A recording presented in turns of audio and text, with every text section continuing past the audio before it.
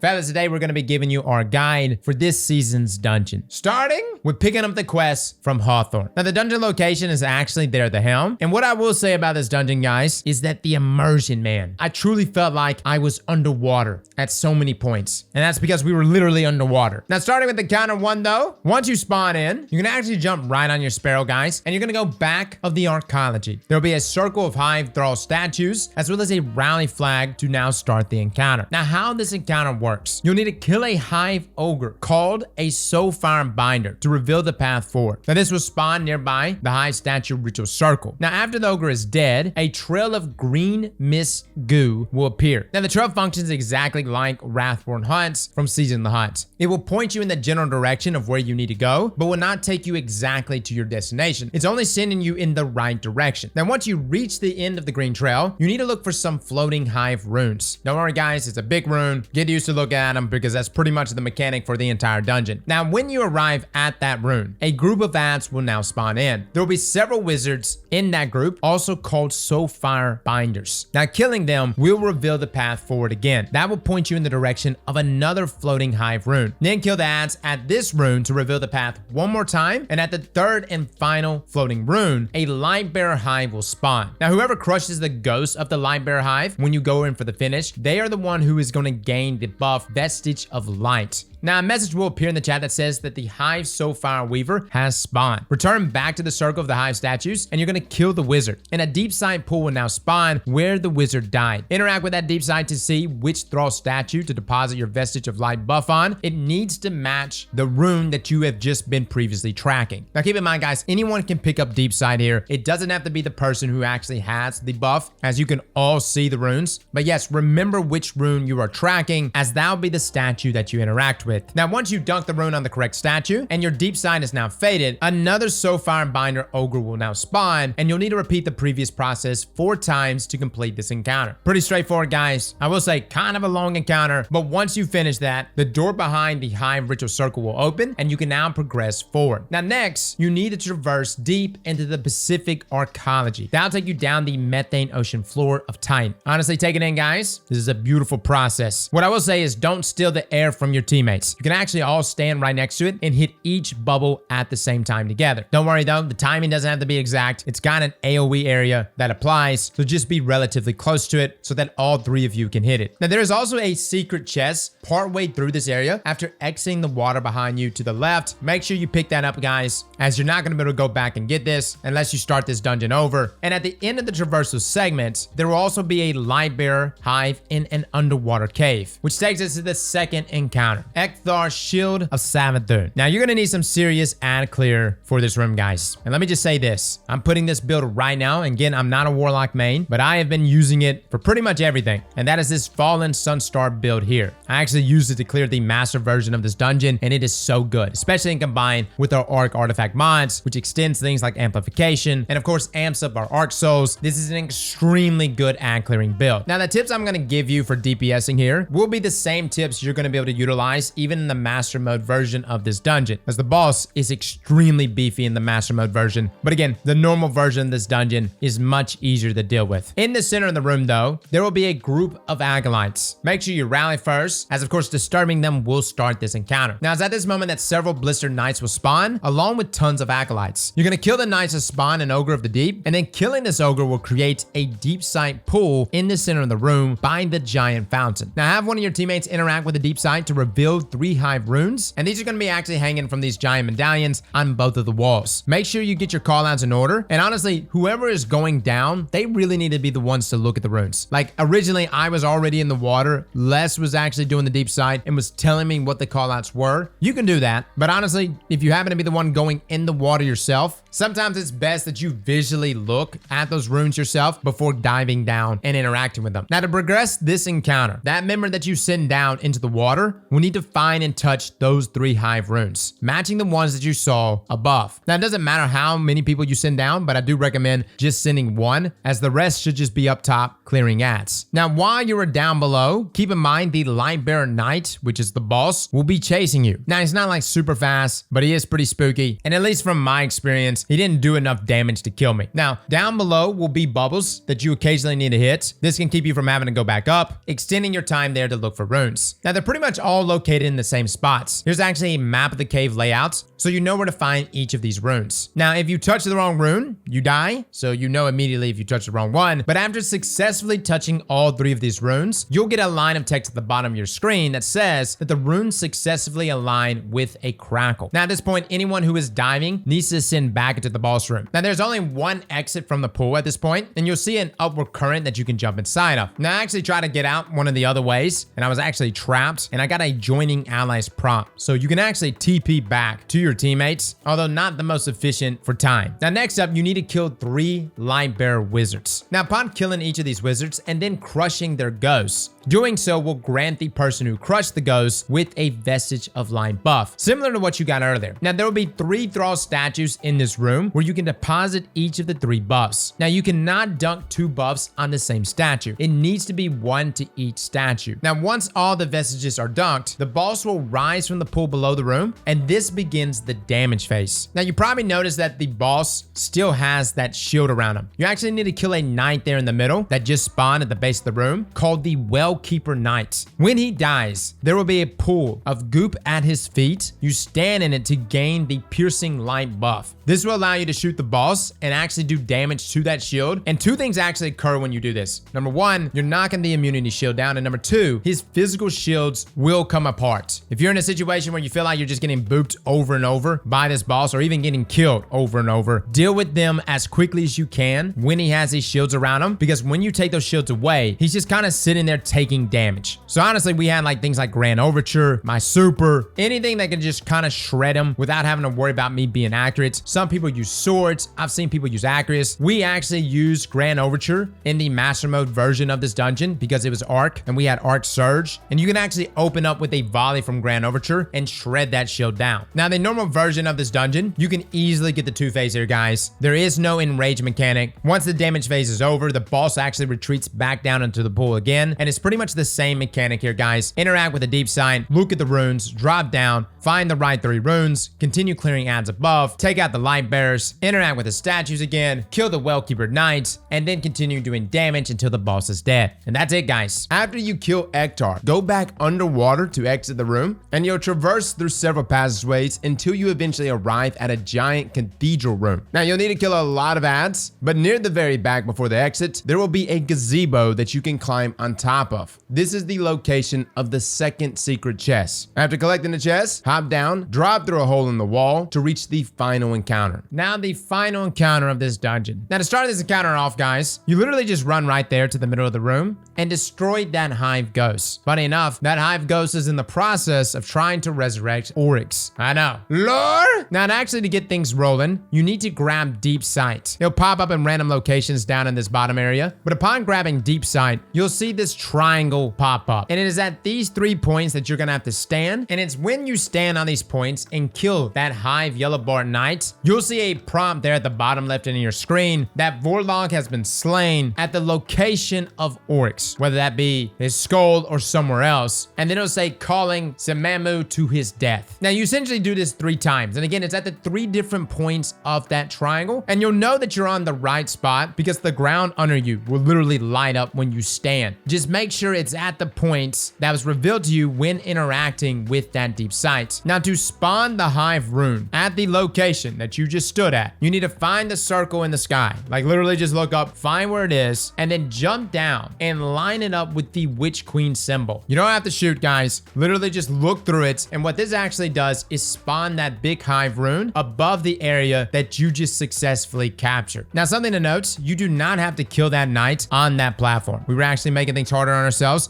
baiting the knight up to us, and then killing him on the platform, thinking it needed to stand in that green lit up area in order for it to count. That is not the case. You just have to be present at that location. What I will say is, if you try to kill one of these hive knights while standing at the location that this hive wizard, the boss, that being Samuamua, is standing at, that actually results in you not capturing that location. It needs to be one of the 2 locations that this wizard is not standing. So again, activate the deep sight, reveal the triangle, stand in the location that the wizard is not standing at, kill the hive knight, proceed to find the ring in the sky, and then line it up with the Taken King symbol. This reveals the correct runes. Do this 3 times, guys, and now you have to go collect the buffs boss, that being the vestiges from 3 different light bearers. One being the knight, the acolyte, and the wizard. Now, all of these light bearers are actually through the water. The wizard being right as you come in at the spawn point, the acolyte being there to your right, and then all the way at the bottom will be the knight. Now, before you actually kill any of these light bearers, you need to look at the hive rune that's in the room. That way you know where to dunk. Now, there's a lot of different names for all these. I literally call them like shocker, crab, but literally whatever's easy enough for you to remember, just go with that. Just remember your rune, as that's the area you're gonna need to go and dunk at when you get back into the boss room. Now, when you enter the boss room, someone on your team is going to have to pick up the deep sight there in the middle. Now, it's pretty chaotic here, and on the master mode version of this, it is extremely chaotic. So much so that you may even want to have someone dedicated to clearing ads. Now, you do not have to be the one to pick up the deep sight, which is why in the master version, we just sent Les there in the middle with Invis. He would pick it up, and then we would go dunk our runes. Now, again, like I said earlier, guys, remember your rune, because again, the moment you kill that light bearer, the rune behind them actually disappears. That's why you need to remember where to dunk. Now, after you've dunked at all 3 locations, this actually starts the damage phase. Now, you can actually do damage anywhere you want, and funny enough, the boss will actually teleport sometimes right directly in your face, or they'll teleport way off. We found that linears were pretty good here. I was actually using Grand Overture, but again, it's not the best. Actually does tend to strafe quite a bit. I will say, if you happen to be doing the master mode version of this dungeon, you may want to consider pulling out something like Storm Chaser, as it does arc damage. It's dipping there into arc surge, and you're able to still land shots even if she's strafing. And guys, you essentially just do that as many times as necessary to finally kill this boss. Kill the boss, crush the ghosts, and that's it, guys. Head back to Hawthorne, finish the quest outs, and hopefully someone on your team has actually gotten the Navigator Exotic Trace Rifle, which we most recently reviewed with the Exotic Catalyst. Also, the Lucent Hive armor is beautiful. You can even apply that photo finish to it to give it RGB, baby. Now, if you're just trying to get the Navigator and you're trying to boost your chances, remember, guys, on your seal here and in your triumphs, there are ways in which you can boost the drop chances for the Navigator. Things like doing this dungeon solo, doing it flawless, completing this dungeon on master mode. So you definitely want to jump on those, guys, if you're trying to improve those drop chances. With that being said, this now takes us to the Exotic Catalyst portion of this guide. And this is for those that have actually gotten the exotic that drop, if you're trying to get the Catalyst, which happens to be pretty juicy. Similar to the Catalyst on raid weapons, the Navigator will require you to complete multiple steps throughout the dungeon to acquire its Catalyst. No, guys, you do not just do the master mode version of this dungeon. Now, loading back into the dungeon, you need to complete the first encounter before you begin the first step, stopping the hive ritual, but don't leave the dome. If you look towards the center of the map, there will be a large circular platform towering over the landscape. At the base of the pillars supporting that platform, there will be a lone thrall statue. This is where you'll be dunking a vestige of light buff. Now, someone on your team must have the Navigator Dungeon Trace Rifle already owned and equipped to progress further. Going around the right of the pillar, you'll find a secret entrance into a small segment of the arcology. It will be filled with a lot of Lucent Hive moths, so take your time here. Proceed through the twisting hallways until you reach a red room with a pile of glowing ghosts on the ground. Interact with it to receive the vestige of light buff. Now run back to the hive statue and deposit the buff. This will spawn Thol R, which is a Lucent Hive acolyte. He will be accompanied by runebound visage wizards. Similar to the other encounters, the acolyte will have a shield that can only be removed by dealing damage in a pool of piercing light dropped by the wizards when they die. Kill any of the wizards and then stand in the pool and deal damage to Thol R until he reaches his first health gate. He will then go immune and teleport away, and you can continue forward as usual into the murky depths underwater. Now, once you exit the water at the location of the first secret chest, there will be another thrall statue. This time, however, you'll need to continue forward and then double back after picking up the vestige of light buff. Kill any ads in the area and continue forward back underwater until you reach the next open air cave. Kill all the ads here as well, and on the right, there will be another glowing pile of ghosts just like before. Interact with this pile and retrace your steps back to the thrall statue. Now, it can be somewhat challenging to land the proper jumps and hit all the air bubbles on the way back, so we're gonna let this section play out and just show you where to go.